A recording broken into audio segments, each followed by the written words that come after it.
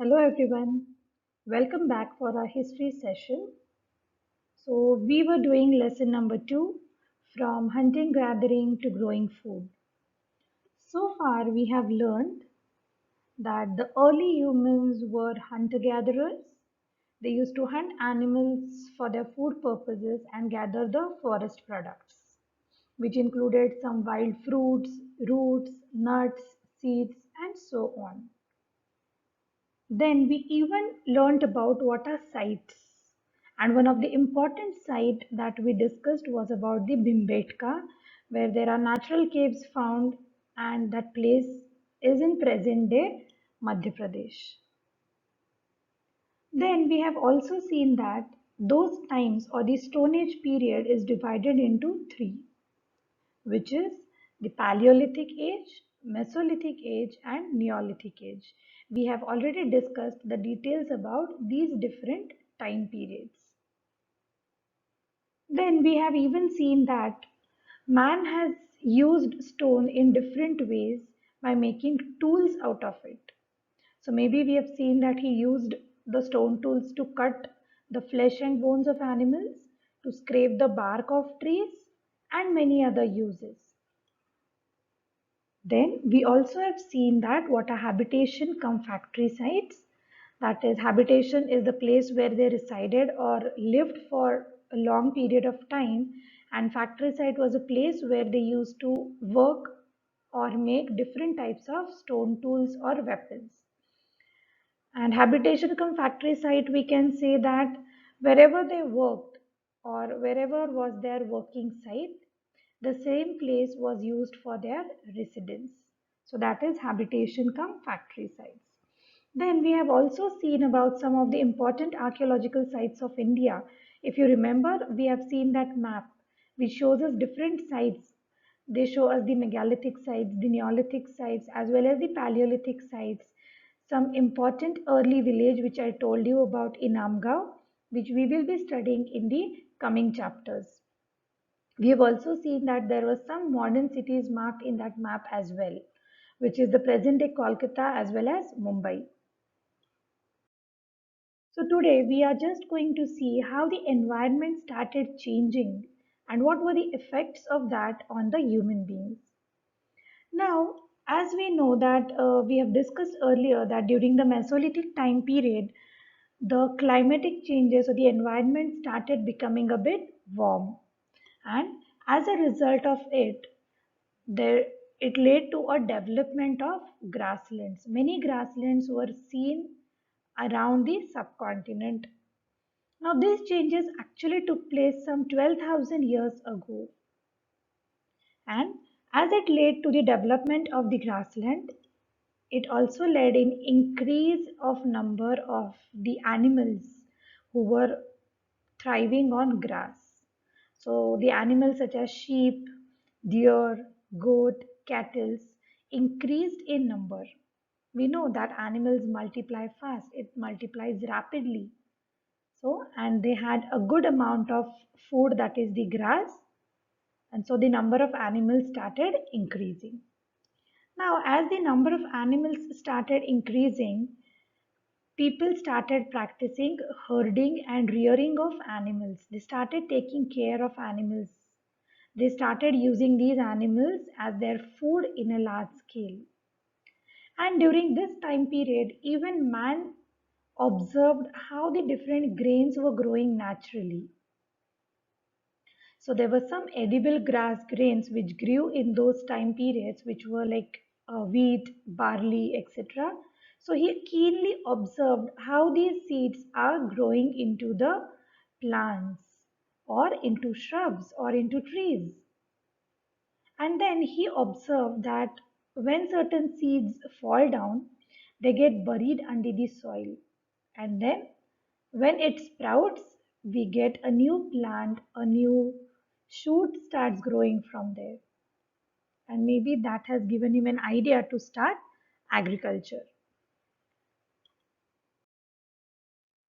So these are some pictures, the grasslands which started developing and the images of certain animals that were increasing in those days. Here you can also see a cave painting made by the early human beings, which shows us that they have started with their settled lifestyle. They are taking care of different animals. You can especially see cattle over there. So let's move. So yes, as I was discussing, how did the early man began farming and herding? So now here he has already observed that the climate keeps on changing. Different plants and animals need different kind of climatic conditions. The plants need different quantity of water and so on.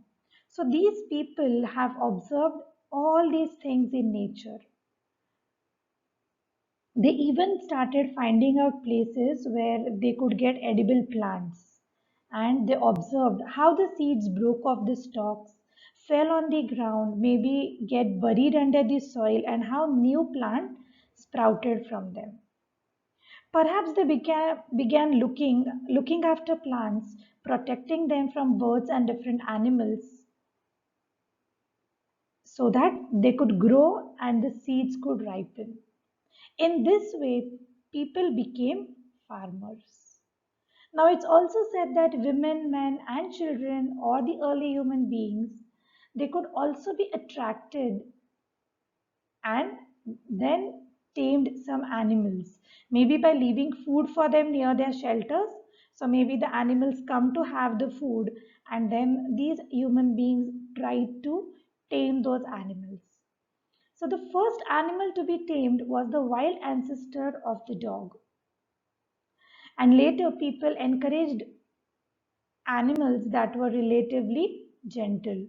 They started taming to come near the camps where they lived. So, these people were very enthusiastically keeping food for the different animals near their own shelters, and they used to encourage animals to come near their shelters so they could actually observe and find out the different ways how they could herd or tame these animals. And so the animals such as sheep, goat, cattle, and pigs, which lived in herds, and most of these were having their food as grass, were tamed by the early human beings.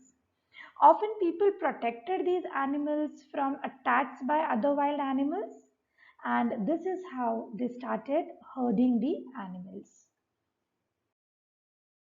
So, as discussed, that they started collecting grains.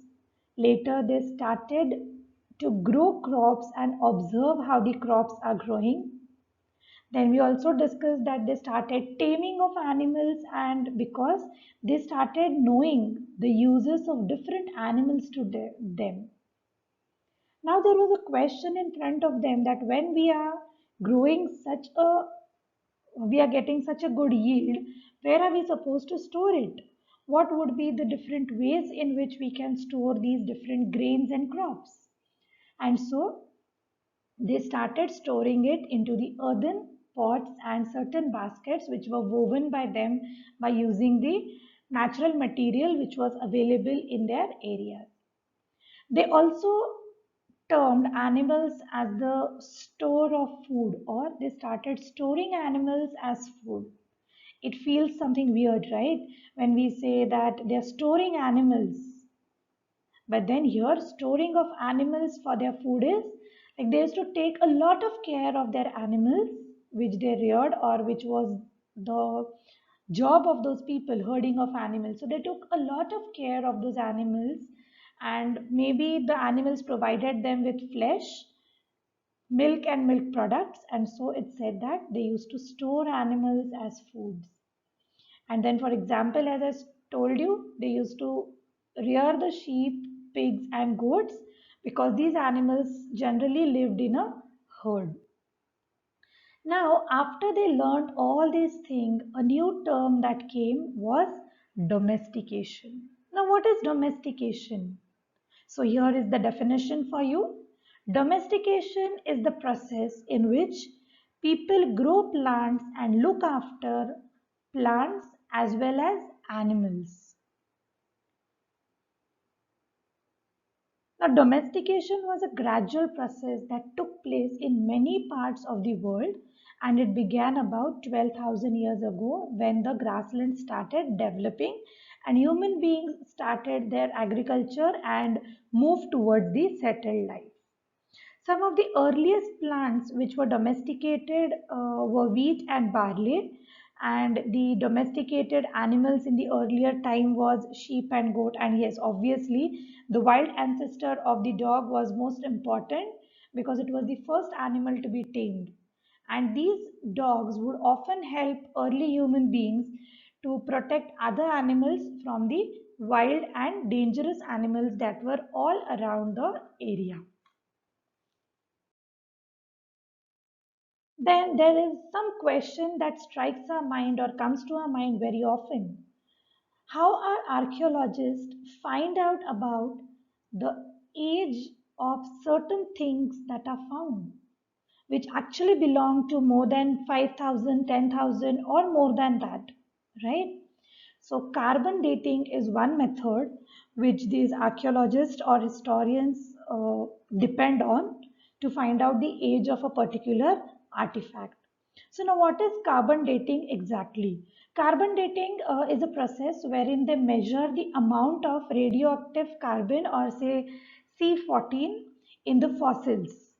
So whenever they get certain fossils, it is sent to the laboratory to find out what is the amount of C14 or the radioactive carbon present in the fossil, and accordingly they would tell the time or the age period when these artifacts were available or to which age period they belong to. And one of the other method is the stratigraphic method, which is actually the age of that particular artifact is determined by identifying the age of layer of rocks. Now we know that there is a different study of rocks. So accordingly, when they study about the different rocks and they find out about some artifact or some fossil which got buried into those layers and they give us the age, that is known as the stratigraphic dating. So I hope this is clear to you. About more about carbon dating will be sent to you later. So now here, how did people find out about the first farmers and herders, right? There is a big question mark. Fine, we can find out about stones, we can find out about tools, but how do we know that there were people who did farming, who herded animals, right? So if you have seen this map carefully, there are certain blue color squares which are marked, which marks certain places like Burzahom, Mehergarh, Chiran, Daujali Harding, and so on.